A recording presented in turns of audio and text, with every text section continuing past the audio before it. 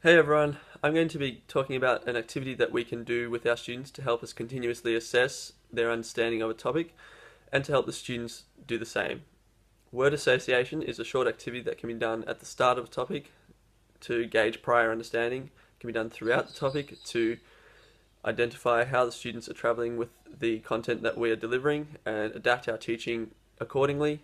And it can be done at the end of the topic as a revision tool for students.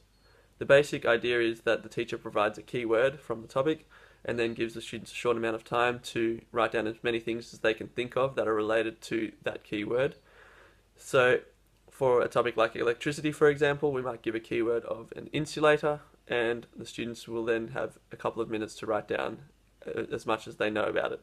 So, they'll come up with things like conductor, they might come up with a short definition, and they might come up with a few examples of different materials that act as an insulator. The feedback that we get from doing something like word association is very similar to concept mapping. It provides details about gaps in student understanding and helps teachers to adapt their teaching to meet the student needs because we understand where those gaps are throughout the topic rather than just finding out at the end of the topic when they do their test that they knew nothing about insulators in the first place.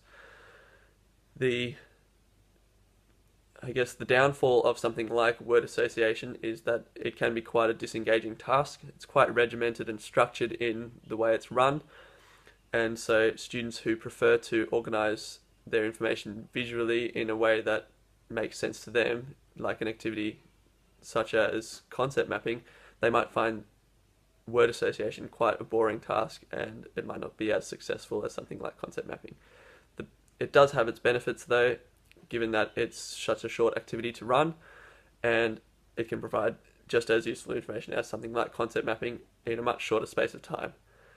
So that's the way that we can use word association to help us continuously assess and form part of our dynamic assessment strategy here at Brightview High School.